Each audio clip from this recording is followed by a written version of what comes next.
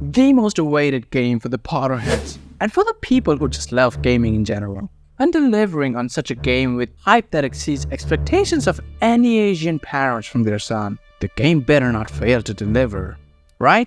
Beginning usually sets the tone for the story that's coming, and when it comes to a game like Hogwarts Legacy that promises a grand adventure, well, it'd be a shame if the beginning was anything less than epic.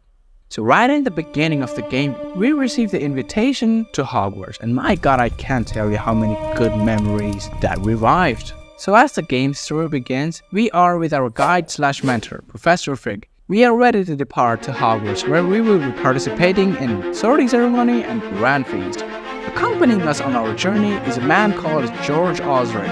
He is well to, simply put, works in the ministry. And as we depart, Osric tells us about a goblin rebellion that's been going on, which is led by Ranrock. Normally, the journey to the Hogwarts would be simple and straightforward, with a lot of dialogue delivery between characters that would tell us about the lore or the main story of the game. Or so I thought, because there was this one peculiar thing that George Osric, this guy, hands us, saying it was Professor Fig's wife, Miriam, who actually sent it to him. Not only did she send the item to Osric to keep it safe, she was also the one who alerted Osric about Ranrock's activities in a letter that she sent before she passed away. The thing that George Osric hands seems meaningless at the first, but only us, the main character, could see that there was some unusual glow to it, as if the glow was only visible to us. And as special as we are for no freaking explanation, the thing opens up, giving us a port key.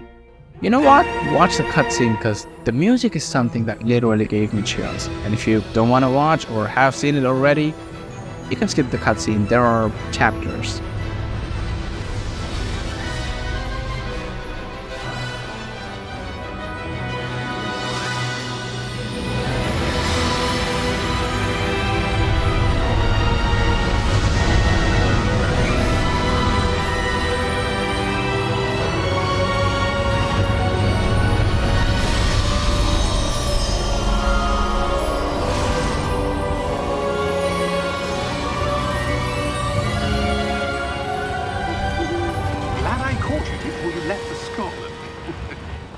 Just barely.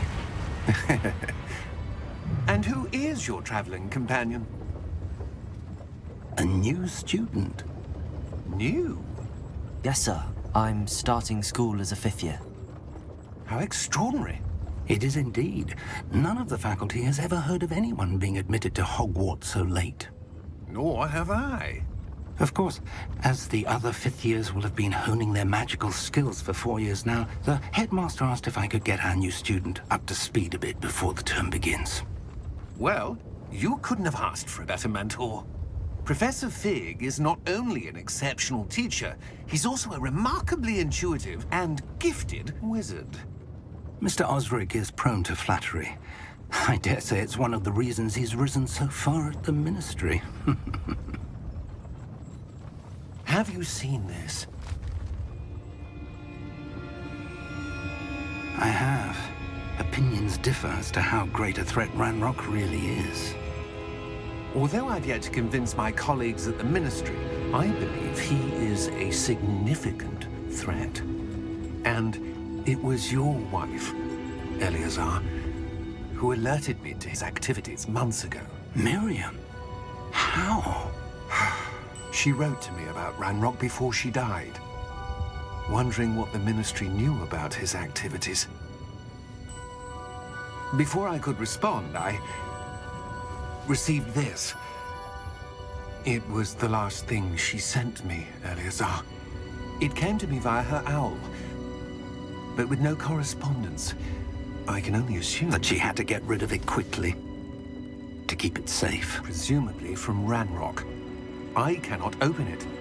Whatever magic protects this is powerful indeed. It looks like goblin metal. That symbol. What's that glow?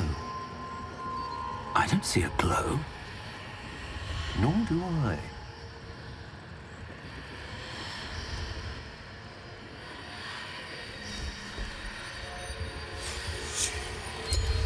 Merlin's beard. How did you... Wait! We do have to...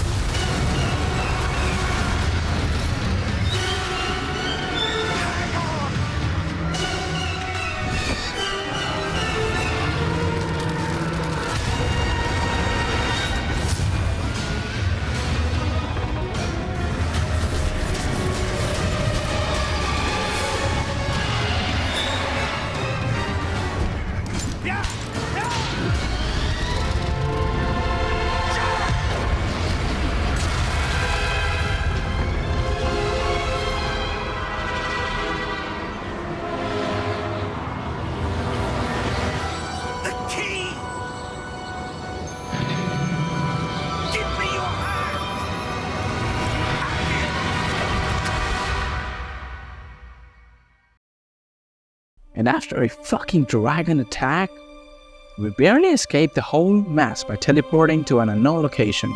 And in that whole shit that happened, we lose George. Poor soul gets chunked by the dragon. If you're enjoying, please subscribe, okay? I am new to the channel, I need you guys. Anything you want to talk about, let me know in the comments. Let's talk, eh? And if you're not enjoying the video, let me know in the comments that as well, because your feedback helps. Alright, back to the video. After escaping the whole scene with the help of Portkey, we are stranded on a place that is farther than the cart had flown us. We are stranded somewhere between Scottish Highlands. While investigating around, Professor Fig tells us about his wife Miriam. Comes the name again, the research she was doing on a long-forgotten ancient magic. A special kind of magic that is wielded by only few, that is lost to the time. Hogwarts was built by, and itself is a stronghold of that magic. Huge lore dump, eh? And after wandering around some time, we do find something peculiar again. Something that is only visible to us. That same glow that we saw in the Portkey container. But this time the glow was on the wall, and only us, the main character, could see that there was a room behind it. As we get closer, boom, we enter the Gringotts. And if you've been watching until now, comment Gringotts so that I'll know you're watching. Now usually if you suddenly appear in a bank with your wands drawn and everything, you can expect a swarm of guards. But scratch that, the only goblin present there was sleeping. And the dude was literally treating us like we were just meant to be there. And apparently the Portkey was also key for one of the lockers in that bank. So way down we go in the depths of Gringotts. And as we are dealing with the magic that was literally used to build the Hogwarts itself, it only makes sense that establishment as old as Gringotts was used to store some sort of secret related to that magic. And we are going to one of the oldest sections to the Gringotts. Now it's hard to pay attention when you're gonna be all doused in nostalgia, but the armband on the security guard of that section in the Gringotts, it had a dark red glow. Is that of significance? Yes. How? We will know in future. Now as we enter the locker, the instructions provided by the owner of that locker himself, we were supposed to be locked inside. So we do get locked.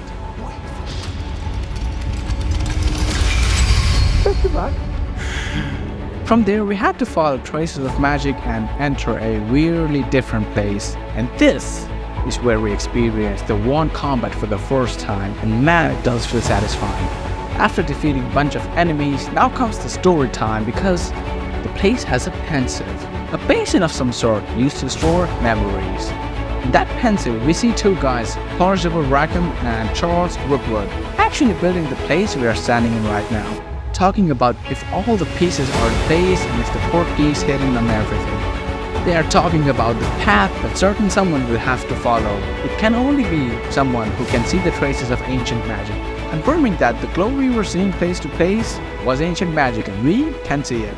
And the path those two are talking about is some sort of trial that will help us gain knowledge about the magic itself and how some people will do anything to obtain that, but only the worthy can finish it. Right after we finish the movie memory scenes, blasting through the door comes the Ranrock. Yep, the same guy or goblin George Osric warned us about, demanding us whatever we got from the vault. Give me whatever it is you found here, and we can let bygones be bygones. And us being the good guys, we politely deny by drawing our wands and telling Ranrock that he can eat shit. I'm not giving you any. The guys who built the trial knew that there would be some contingencies, and for that they kind of hit a soldier/knight that we fought so many of before, only this time it was bigger. A lot. And amidst all the chaos we managed to escape through the door that just teleported us. This time the place we arrive is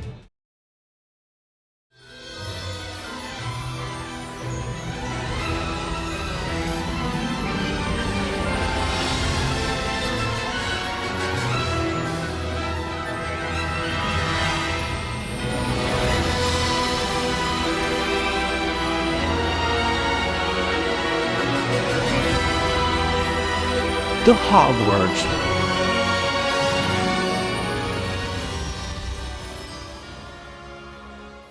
Although we are late, we still get to be part of the sorting ceremony, and the hat will decide your house based on some of the questions it's gonna ask you. Although if you don't like the house you've been sorted by the hat, you can tell the hat to go and eat shit like you told Ranrock and choose whichever you want. And this is how we arrive at Hogwarts. This is how our story begins. See you in the next video. Thank you for watching, and again, if you haven't, please subscribe. That helps. Bye.